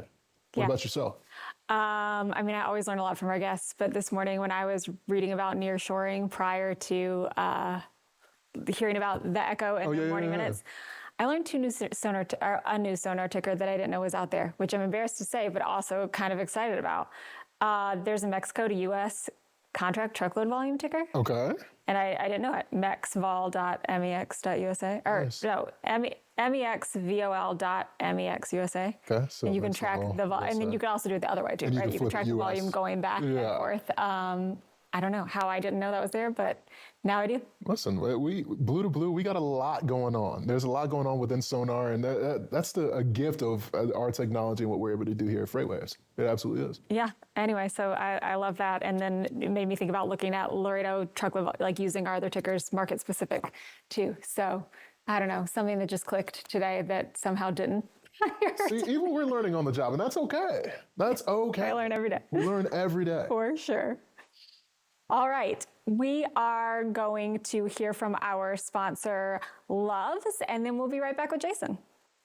In today's freight environment, every second of uptime matters. Of course, maintenance is inevitable, but large fleets cannot succeed on reactive fixes alone. That's why Love's Truck Care delivers smarter preventative maintenance. Love's understands that operational pressures demand a nationwide service network for better visibility, actionable intelligence, and consistent execution, all of which you protect your assets, reduce your total cost of ownership, and maximize your uptime. Maintenance is, of course, inevitable, but large fleets cannot succeed on reactive fixes alone. That's why Love's Truck Care delivers smarter preventative maintenance. Learn more. All right, ladies and gentlemen, welcome back to FreightWaves Today. I am really excited to introduce the CEO of Steam Logistics, a guy I know very well. He knows me very well, knows the show very well. He has grown, as well as his team, Steam Logistics, into one of the largest brokers in the country, and we're very fortunate to have him on the show, CEO at Steam once again, Mr. Jason Provancha. Hello, Jason. Hello. Thanks for having me. It's so good to see you. Appreciate it. Not a lot of people know, but you probably do know by now. This guy is, I was telling Julie when we were getting dressed in the back, I was like, listen, if I were to get a DUI or something crazy, hypothetically, I'm responsible. Never happened, but Never ever happened. I'd call my mom first, and I'd call this guy second. You would answer. I'm honored. You would answer. You'd be extremely mad, but you would answer, and you'd be like, what are you doing? And you'd come get me. Well, I haven't always been this responsible, so I think I would have a fair amount of empathy for that, actually. So, but I'm honored. I would accept the call, and I would be on my way to get you. Yeah, it's so good to see you. For those that don't know, tell us about Steam, the work you guys have been doing. I mean, we're going to get into a lot of questions, but just from a 50-foot post, what have you guys been up to? Well, I was thinking about it going into this. We're now 14 years into this journey, which seems crazy that we've been doing it this long. But, this business originally started as a sister company to Access America Transport, which, is the domestic 3PL that ultimately sold to Coyote in 2014. And so we originally set this business up as the international sister company to Access America. And so we've been hard at it in the early days, just trying to figure out how to be freight forwarders, frankly, because all of us came from Access and this domestic background. And then we've added additional services along the way. And so now we're this integrated multimodal 3PL focused on international, which includes air, ocean, customs. We have a large drayage division, a domestic division that we launched in 2021, and most recently cross-border down in Mexico. It's fantastic. Yeah. So you mentioned multimodal, right? $600 million in revenue, all organic growth. So how do you do that? How do you grow that much, 14 years?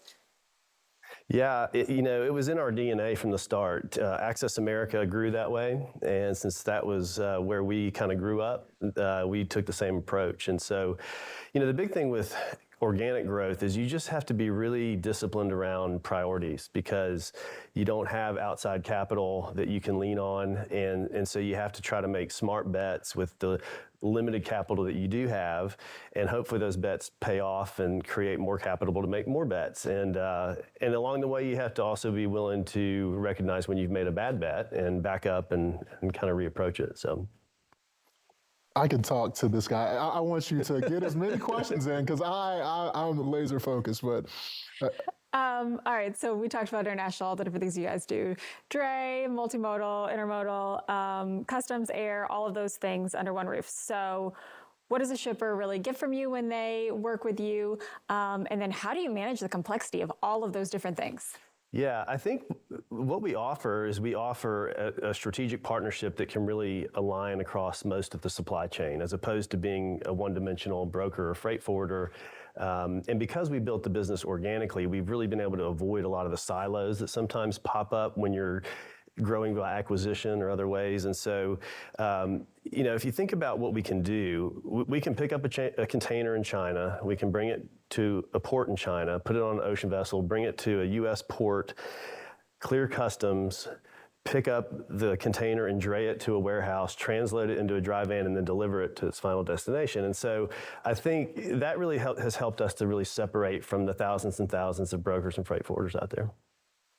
So the market's been tough the last few years, to say the least. How did you guys fare that and still grow? And what are you guys feeling now that it's turning? And the pressure is more on your carrier and capacity side than on the shipper and customer side. Well, I wouldn't trade now for then, but the ability to grow through that, I think partially was because of our multimodal approach. Yeah. If you remember when the pandemic was coming to an end, shippers were drastically reducing the number of partners they were leveraging because during the pandemic, it was kind of all hands on deck. You needed anybody that could provide capacity. And so as that started to happen, I think our ability to stay engaged with those customers was largely due to the fact that we could just solve more problems for them. We had more things that we could bring to the table, and we were a little less commoditized than some of the other 3PLs that ultimately got kind of peeled off of the strategy. And so that was a big part of it. Like everybody else, we had to cut costs. We had to get lean during the recession. But we also were able to reallocate some of those savings and continue to make those bets I was talking about. Cross-border is one that comes to mind when I think about, we launched cross-border in 2024, so right in the middle of all of that.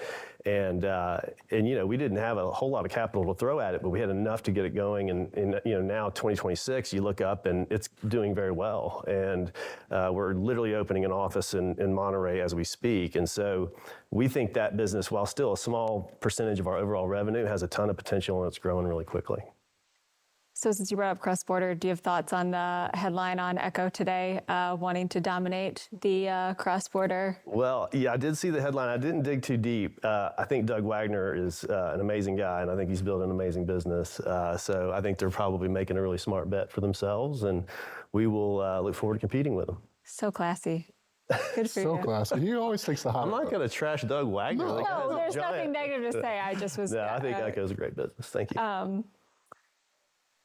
Now I lost my train of thought because I was it's okay. so thrown by how nice you are instead He's a of nice guy. telling me the reasons why you're He better. really is. Don't let the rumor get out. I don't like that. You've grown as well as a team at Steam, leaps and bounds. I was fortunate enough to be a part of some stuff at Steam. But one key point that I see that you've always been very big on is technology. Yep. Walk me through how you've been able to keep the fabric and the DNA of Steam and what it is, but then also innovate with the use of technology for not only your team, but for your customers that you service. Yeah, that was the largest investment we made during the recession was in technology by far. And, a lot of what got us through that initial wave of growth early on was just brute force and great people. Yeah. We knew that, and we were okay with it at some level because we were having to do with what we had. And as we got larger and started to think more strategically about this next chapter, I would say the biggest thing that we did was we hired an amazing CTO, a guy named Aziz Panjwani, who I know you know, in 2022. And so we've been on a 4-year journey. I think he was a little surprised at how much he needed to do when he showed up. But he has hit the ground running, and it's been an amazing journey. Everything from what you might perceive as boring cybersecurity stuff into an ERP system, into a new TMS, into a bunch of back office automation, and now AI with the two TMS and a customer portal. And so the list kind of goes on. But he's completely transformed and modernized our business over the past 4 years in a way that we think is going to be hugely beneficial as we start to go into this new cycle. And we think it's going to drive a ton of growth in a way that isn't quite the same as the last time, because the last time it was people, and we still care about people, and we'll still hire people, but people coupled with technology to make us more productive and deliver a better customer experience. Absolutely, couldn't agree more. I want to talk about, we just said people as a person, and his name is Jeff Wood. Yeah. He was recently here for the keynote for the Domestic Supply Chain Summit. Yeah. Talk a little bit about the addition of Jeff now fully in Chattanooga and heading up what I think is a major component of Steam's business, being the domestic function. Yeah, he's an amazing guy.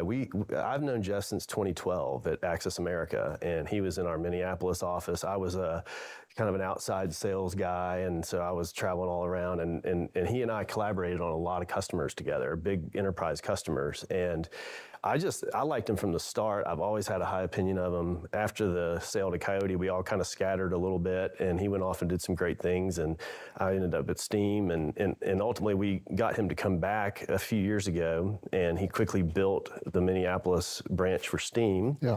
And it was very successful. And it was just like anything. Sometimes it's a gut thing. You just start to go down a path and you think, okay, we need a little bit more firepower in this group. Who could we bring in who leads by example, who people respect, who has a high motor? And he just checked all those boxes, and he's been every bit of what we thought he would be and more. So Absolutely. right, yeah. It's fantastic. All right, so domestic brokerage. You want to share your thoughts on the SCOTUS ruling, and then what that means, not just for liability and safety, but then we have to ask about fraud too, and how you guys are faring with all of those things. Yeah, I think we followed that case for a long time and had plenty of time to think about it. And, fortunately for us, we had already developed a very robust compliance program. We have a guy who leads our legal and compliance department named Colton Sadler, who was a freight broker at Access America. I always joke that he's one of one, the only freight broker that became chief legal officer of a I've worked with him on Sonar deals, Right. and I love working with him. He's fast. He knows what he's talking about. He understands how it impacts the business. Yeah, and so he leads that program, and so he's been out in front of this. He speaks on panels all the time. I mean, he's very dialed in, and so we had already developed a very robust program, and it's layered, right? There's no silver bullet. It's technology layered with sound operational processes with solid execution, and you just layer those things. And so when the case came down, we were somewhat disappointed in some ways, but at the same time, we already had such a strong program. It really didn't change things that much. Now we're continuing to look at it and trying to figure out, how do we definitely do not need to overhaul what we have, but do we layer in some other things? And we're looking at that. I think what would be helpful is if, and I know everybody's talking about this, but the FMCSA could give us a little more direction and kind of define some of these safety parameters. I think it would help everybody. But until then, we'll just continue to focus on what we have and continue to try to improve it the best we can. And the TIA has asked for that, right? Of course, so hopefully they'll continue to get support. Yeah. And I'm sure Steam and others are supporting the TIA in that ask. Yes, so. and I think we will get it. I think it's just going to take time. And in the meantime, we're going to have to honestly, we share notes with our competitors on this. I mean, it benefits everybody to figure this out. And so Colton has great relationships with his counterparts all over the industry. And so we've gotten some good input from across the industry on this. So as far as collaborating across the industry, I think the other thing that people are willing to collaborate on is fraud. Yeah. What are you guys seeing there, and what are you doing to mitigate it? Well, it's getting better in some ways, and it kind of depends on your definition of better. I think double brokering has kind of come down a little bit, but straight theft just seems to be popping up, and that also is a layered approach. We do share resources with our competitors. We have very strong, repeatable processes in place to avoid those things. We're a customer of Highway. We think very highly of Highway. We have ongoing dialogue with them. And we have a great team under Colton who has tremendous amounts of experience from across the industry, from companies much larger than Steam in some cases. And so I think we're doing all the right things, and I certainly trust Colton, and he, I think, feels very confident that we're going in the right direction. But it's a huge headache. I'm thankful there's a bigger light on it than maybe there has been over the past couple of years, which has been good. You work with quite a few customers, right, across a lot of different modes. Ocean, air, drayage, domestic. I mean, some customers. I mean, there's a breadth of services, multimodal approach. Yeah.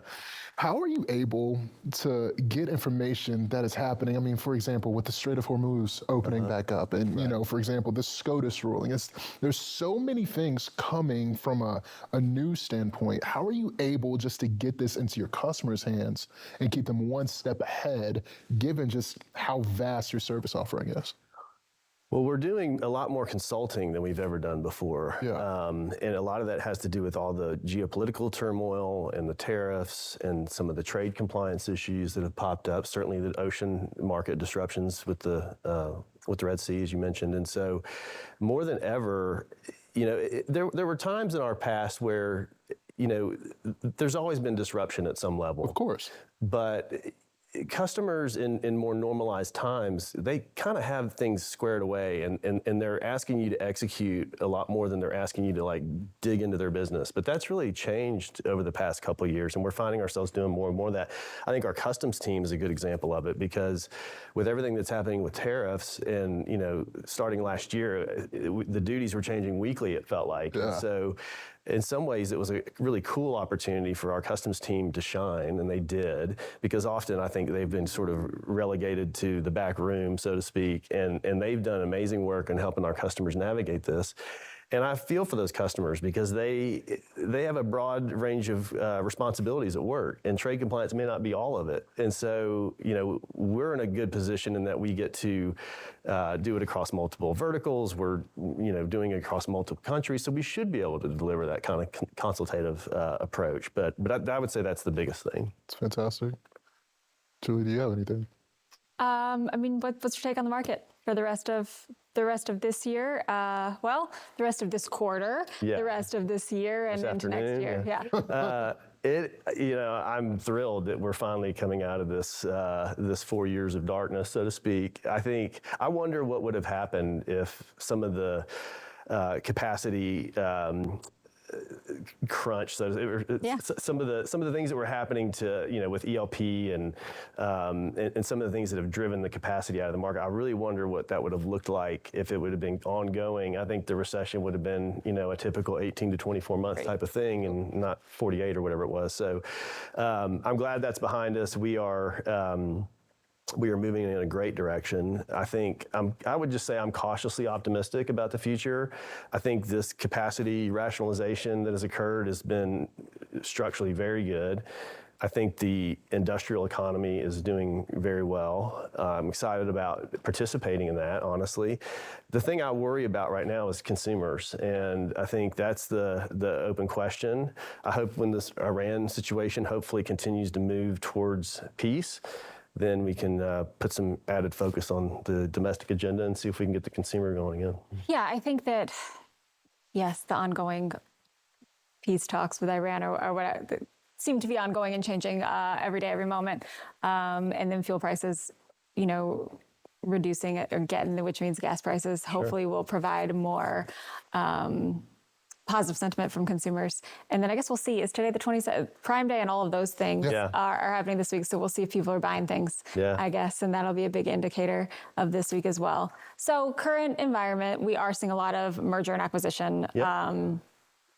A lot of that is happening. Steam's never been a part of that. Right. Does that change in current environment, or is the plan still organic growth? If you're willing to share. Yeah, I can share. We're still focusing on organic growth. I mean, we get things that come across to us from time to time, where companies are going to market, and we get to look behind the curtain of that, and that's kind of part of our job at this stage in our company's trajectory, and so we look at those things semi-frequently, and we're not opposed to it. But I would say, back to those priorities, we're pretty militant about maintaining, discipline around our priorities, and so it would have to fit well within that. We wouldn't just go chase something for revenue growth. For sure. So, now, future of Steam. Let's talk about that, right? Because there's these things. There's 6 of them. They're called Maxims. Yeah. You still have the fabric of the Maxims that you wear every single day. Yeah. Better than anybody. Yeah. How do you keep that just day in and day out, that core competency of Steam at the front of everything you do? Because you do. What are the 6 Maxims? Tell us for those of us who don't know. Respect the team. If you do this, never settle. Obsess over the customer. Greatness requires grit. Collaborate and commit and do right. That's impressive. That's impressive. I appreciate it, sir. So those are the Maxims. Yeah. Well, I guess we were doing a good job of focusing on them, if you can still remember them.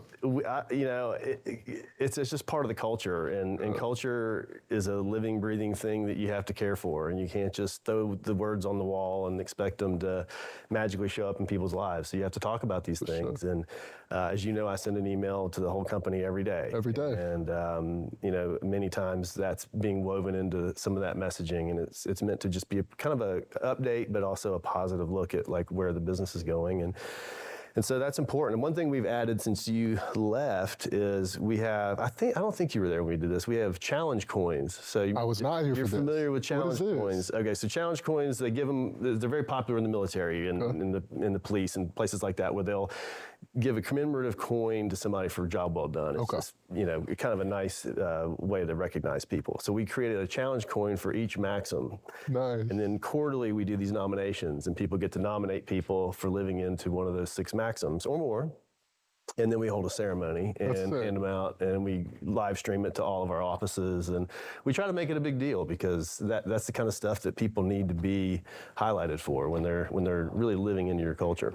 I love that. I love that. Now, I guess the question I have, and I know we're running up on time, but I just noticed with you, it's like, you're still the same guy I met 7 years ago. Still the same guy you were when you got into the CEO Probably seat. less hair, but me too. How do you keep this fire lit every single day? You're just very even keel. You're never too high, never too low. You're just ready to go. How do you stay that way, Jason? I think that if we've done anything right at Steam, is we've assembled a great team, and the people that I work most closely with are some of the best people I've ever worked with, and it's just a lot of fun. I mean, we take our job seriously. We try not to take ourselves too seriously, and when you get to come to a place every day that you actually enjoy being, and that's been part of why we designed the culture the way we did. If you're going to spend all this time at work, it should be a place that you actually enjoy. Unfortunately, you spend more time at work than you do with your families in most cases, and so we were pretty intentional about what we built. And I just feel so privileged to work with the people that we have, and just to be a part of that. We try to keep a very low ego environment, as you know. We really don't care where ideas come from. We just want to champion the best ones and highlight the people that bring them. So when you can kind of keep that ego in check and everybody's kind of pulling on the same side of the rope, it makes it a lot of fun. You'll win. And a beautiful building right across the street. Yeah. Love the Spain flag, by the way. Yeah, great touch. We've had a lot of fun with that. Having the Spain national team across the street's been really cool, and a lot of people cruising around, including Spanish television and all kinds of things. So it's been great. Never dull. Well, we will definitely have to get up to the open container. The open container. It's our little bar on the roof, and we do all kinds of fun stuff up there. So I love it. Yeah, I love it. Well, Jason, really appreciate your time. I could talk to you for the next 6 hours, but that's all business right. is business. We can get dinner. That's okay. We got dinner on the way for sure. Absolutely, for sure. Well, thank you very much for having me. Thank you so much for being here. This has been great. Good to see y'all. This has been awesome.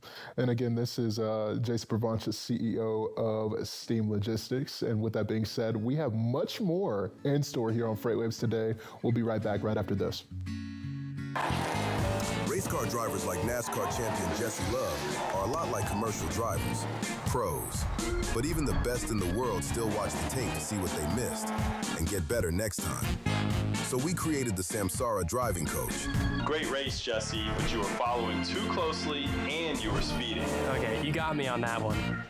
Samsara uses insights from millions of professional drivers to coach drivers in real time. Because even champions need a coach. Give me the keys.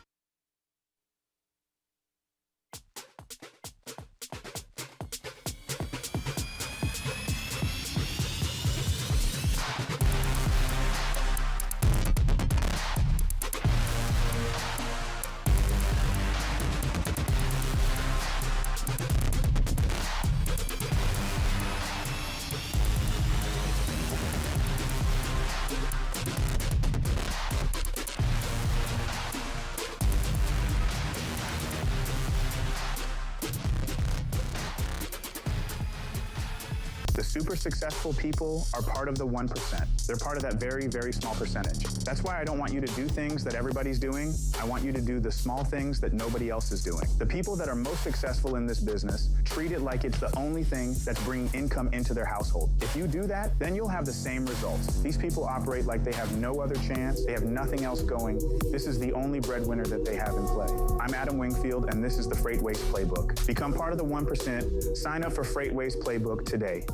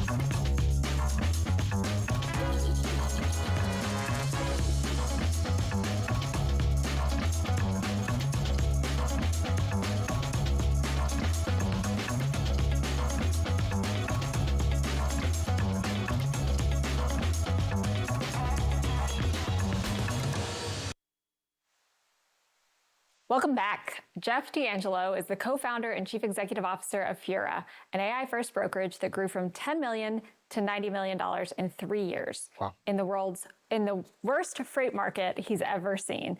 Jeff, welcome to FreightWaves Today. Thanks for being here. Thank you. And my dog's here too. I think I talked to your producer. Oh my goodness. She doesn't leave my lap throughout the day. Jeff, this is So now we need to know her name and Yes, a little bit about her all the before we get into all the questions. So this is Birdie. So My puppy's name is Birdie. Oh, if we were going to have a female dog, which is great, she's amazing, I had to be able to name it, and I'm a big golf fan. So I had to name her something that I don't make a lot of lately. Hilarious. 10 out of 10. That's a great one. So, well, we have Birdie in pocket, so this is great. This is going to be a fantastic interview. Thanks again for being here, Jeff. No, thank you. I watched a little bit of the Provencha interview. He's great. Yeah. He was one of our first customers at Turvo. Yeah, no, Jason is a phenomenal guy and great conversation. And talk to us about, because you guys are an AI-first brokerage, $90 million run rate built during a freight recession, may I add. Give us a 30-second version of what you're building and why specifically now, Jeff? Oh, that's a great question. So not only we are an AI-based brokerage, it's really a bunch of tools, not just AI, but we're a roll-up. So we buy, traditional brokerage companies. We digitize as much as we can. As a matter of fact, we focused on the perfect shipment, people call it what they will. But everything we think in the process of freight brokerage, most of it can be automated. And you really have to hire for great people, like the best in the world. And for us, it's about growing inorganically, but we've grown a lot organically as well. Definitely. So tell us part of how you do that. So I think I read a stat that 39% SG&A expense is your number versus obviously other brokers have significant, I would say like 60 to 80% SG&A expense. So How does that number define your model? How do you get there? What are you guys doing to make that possible? It's a lot of work. It's a heck of a lot of work. But, we believe in, what we call a zero waste supply chain. So, one of the first things we do is we offshore to amazing team members. And I think a lot of people offshore, but the folks that we offshore are, they're just as good, in some ways better, than our onshore, folks that I've seen in the marketplace before. They're all company people, though. They're not individuals. We standardize everything that we do. So, I was talking to someone earlier today, and I said one of the things that we probably do different is we have almost like a Chick-fil-A model, in that everyone answers the phone the same way. Everyone has the same sort of conversations with customers and carriers. And it makes it easier to drive costs down, not only because we get more customers that way, but we create a standard where it allows for automation and adoption of technology, which is one of the most challenging sort of things at bringing in AI or other tools. And once you do that, there's no limit to what you can automate. Jeff, I absolutely love that analogy about the Chick-fil-A model, because it just shows kind of the continuity, right, within the organization. It also shows that everything looks and feels the same, which is definitely perceived well, I'm sure, by your clients and customers. So I love that point that you made. I want to talk about the Pinwheel acquisition.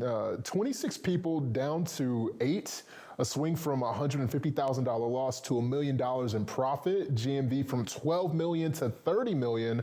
Walk us through, how does this happen? Well, one of the most interesting parts about that deal is, in every deal that we do, we've done 6 deals, is a lot of the companies don't have the resources to support the folks that work with customers and work with carriers every day. So that's number one. Number two is, a lot of these companies, they get to 20 or 30 million, and it's almost like a glass ceiling. They can't grow beyond that. It becomes a plateau. Some of it has to do with process. A lot, honestly, has to do with technology. Our go-to-market strategy for organic sort of revenue is being the best in the world at literally one thing, and that's visibility. Everybody says they have visibility, but the way we roll it out is very different. So share of wallet with those folks increased significantly. Automation has allowed us to, not spend as much money in those businesses. And it's really not as much about costs as it is growing that revenue and providing an amazing experience for the people, but also customers and carriers. Like, I'm a big believer in amazing experiences, like providing experience for everybody, like I said, Chick-fil-A, so that you don't want to leave.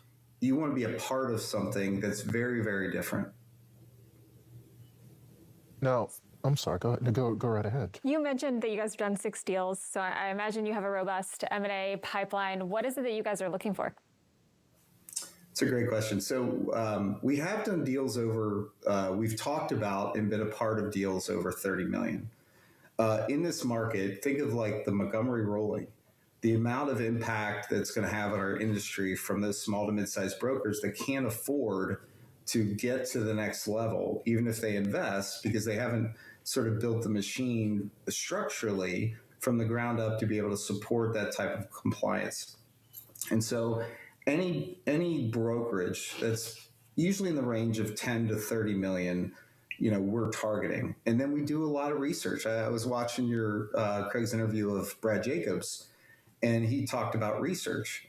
We do a lot of research. We work with the CEOs on where the opportunities to grow revenue are, where the opportunities to have synergies, and I would say reverse synergies as well. If they have amazing people, those people would do really well in our environment to help them grow.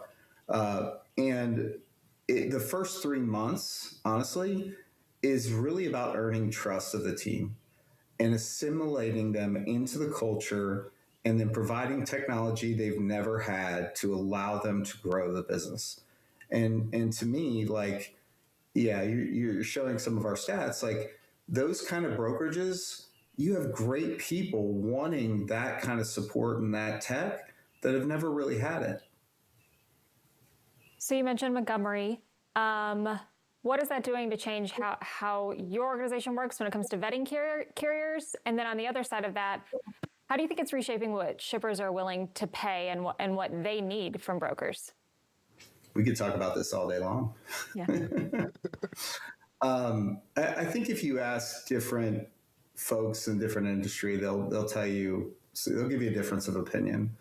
I think number one, like I said, if you don't build the infrastructure to support it on day one, we have several technologies. We actually use AI to do compliance.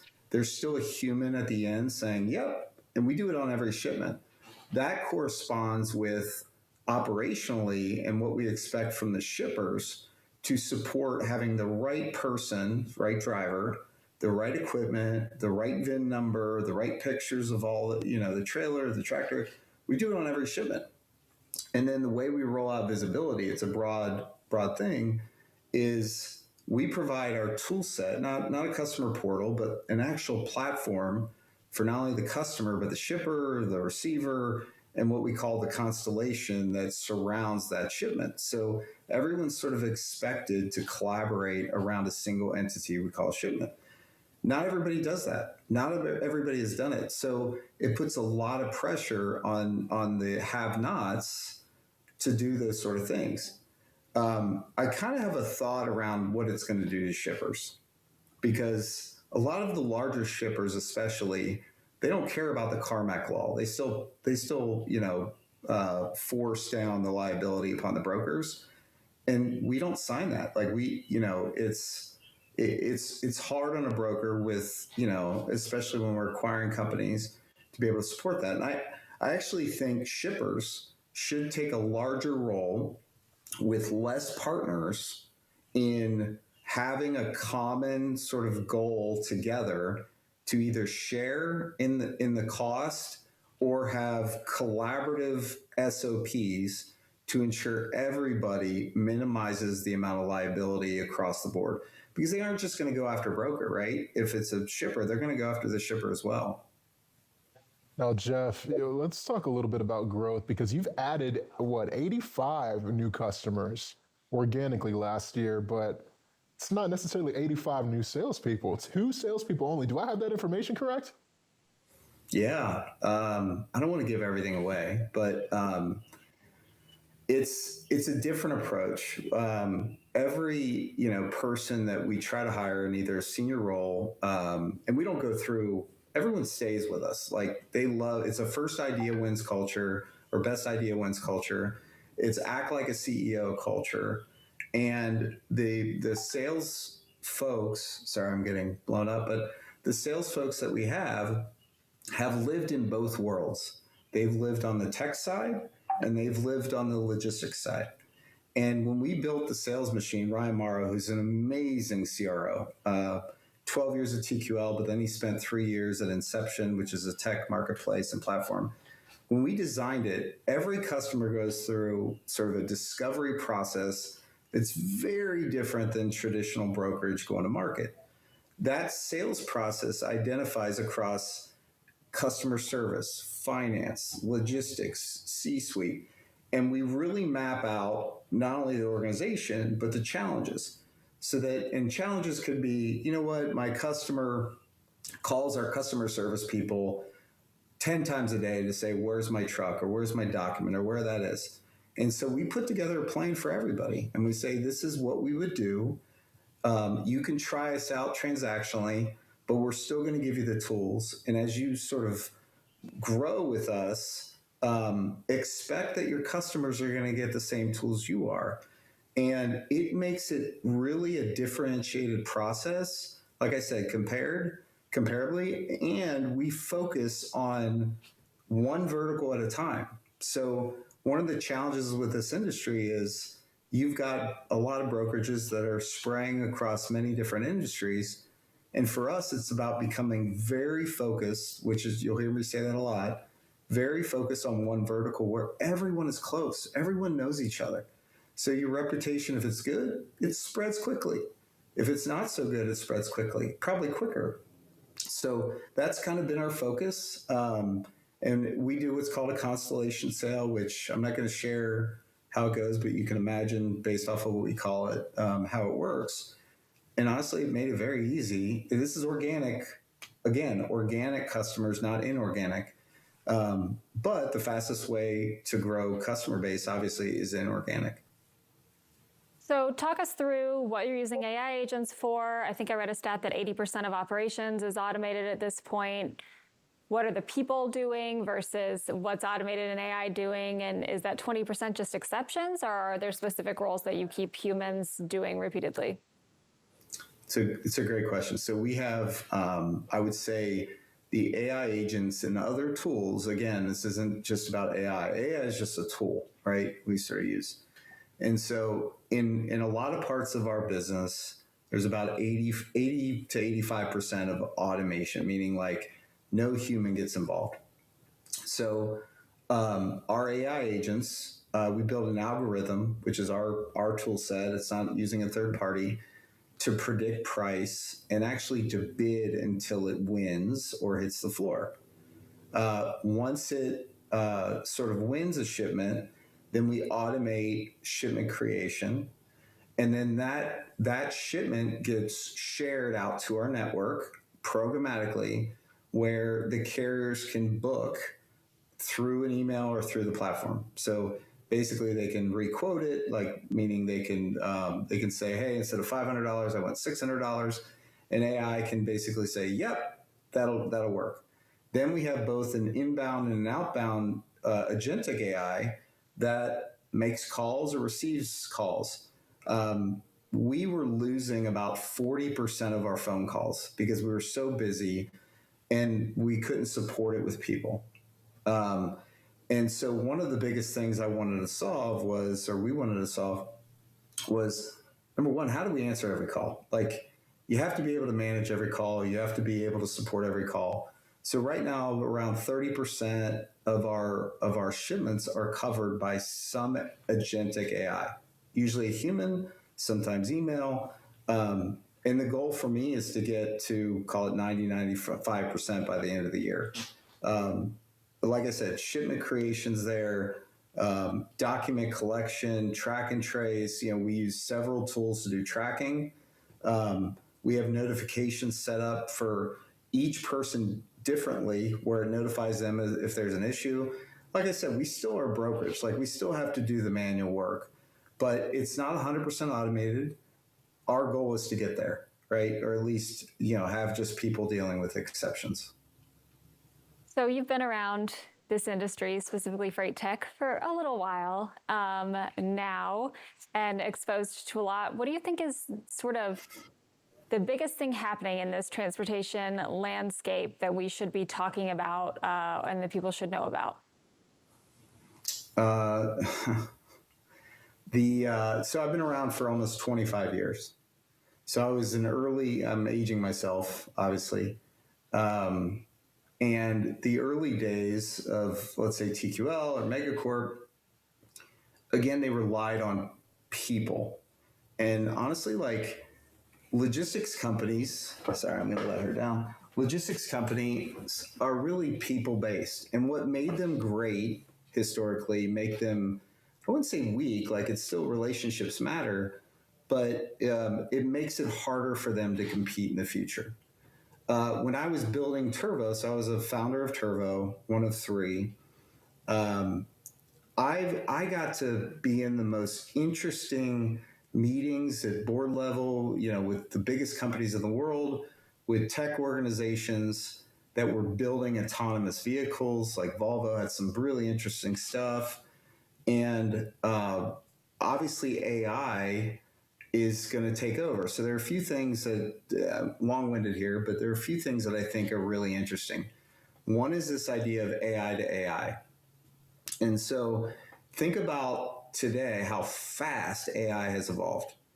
And in the future, when it's AI to AI booking, AI to AI creation, AI to AI negotiating, you think of what that impacts in our industry. It's really hard to say, but in terms of like to people, that there's not going to be as many people as there was. I'm sorry. Like, I have that thought. Secondarily is the platforms that are built. Why would they have a user experience on top of them? There's no point, because you don't have sort of humans interacting with those things. So I think that's going to happen. When I talked about Volvo, you're going to have, so Volvo has what they call Vera. It's like a autonomous skateboard that sits under, the trailer and moves it around. You have, all these testing around autonomous vehicles. I think those are going to become nodes on the network that are booked, and they can be booked automatically by an AI agent. Are we there today? No. But I think in the next 5 years or so, it's going to evolve so quickly, faster than people would expect. Even though our industry historically has been behind in terms of innovation, it's a $1.4 trillion market in the United States. There's a lot of money going to be thrown at this from an AI perspective, and there already is. Jeff, I felt like number one, I'm very, very impressed with you, but I will say Birdie is the MVP because of the behavior. I've not heard one bark. I've not heard anything. So I'm impressed with you, but Birdie is a little bit more impressive, I just have to say. So she's the best. She's the best. Yeah, I'm a cat dad too. So that's like really impressive for me to say that. She is the best for sure. Well, I couldn't put a cat up here because then I would look like Dr. Claw from like the old days. And it would look a little weird. At least Birdie softens that, that view. Yeah, no, I love that. I love that. She softens for sure. My final question, you've answered it a bit, but is there anything you can double down on in the next 5 years that people aren't necessarily paying attention to right now, that you're just like, hey, you'd be an idiot not to do this. I have 25 years of experience. You should listen to me probably. I don't know if you should listen to me, but I will. All right. So one of the most interesting things that I think we were early on is business model innovation. So the market, and what I mean by that is how you make money. So the market is sort of fraught with companies that make the spread between what they bill and what they pay. And some companies have a transparent model. But what I think is going to happen is sort of the hybrid between managed service and brokerage, where the cost per transaction is going to go single digits. I believe that. And so, the business models and how you make money can change. So think of, you might make $25 a shipment. Then you might make, money on insurance. Then you might make money, like there's going to be different levels to monetize that business, but then the customers are going to have the same tools you have. So anyone that doesn't sort of transform their business, and it's really hard for people to do in companies, into sort of a new way to compete. Think of Charles Schwab and the $8 trade. Like, that stuff is going to happen, and someone's going to step in and do it and be the first to the space. Absolutely. All right. I feel like we are left with like a lot to ruminate on, and I need to think about the future, and my brain is going to have to work on a little bit of this. But it's been great. Thank you so much for sharing all of your information and letting us hear more about your organization. And we hope to talk more with you soon. And again, thanks for being on. Jeff, thank you. Yeah, thanks for the invite. All right, so I'm thinking about the AI to AI, right? And that like eventually it's going to be an AI agent negotiating on both sides, right? The carrier's going to have an AI agent negotiating, and the broker's going to have an AI. And so, what that brings me back to? What is that? Do you know who wins? Who wins? Who has the best data mode? Like, your data is just going to become more and more important in those conversations, and data that helps that negotiation happen in a way that makes sense and that moves quickly and updates frequently is going to be so important. Data is king, Julie Vandekamp. It is indeed. That's what my brain goes to anyway. 100%. It should. That is a question. If we're playing Family Feud right now, I'm Steve Harvey. That is number one, top of the board. 100%. Good. Always want it to be. Come on. All right. It's been a great show. Malcolm's going to be back with me again tomorrow. Let's go. I'm ready. I'm ready to go. Let's do this. Yeah. What's tomorrow? Who do we have? All right, so tomorrow we have 4 guests that you don't want to miss. We have Norris Barron, 25 years advising trucking CEOs, joining us. We have Hans Stig Moeller, Chief Executive Officer of Odyssey Logistics, on the show. We'll have John Kingston, FreightWaves Editor-at-Large, back on what's happening with oil markets and diesel, as we have every Tuesday.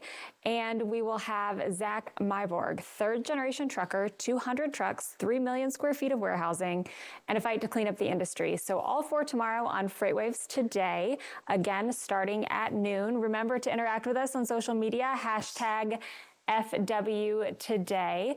We'll be back at noon tomorrow, and then Wednesday live at 3 Eastern. Okay.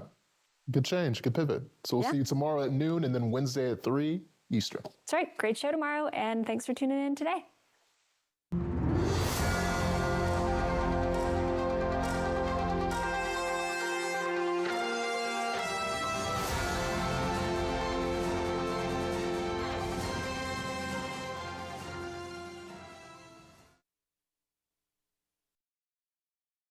Post Office in Chicago, FreightWaves presents the Supply Chain AI Symposium. We are defining in real time how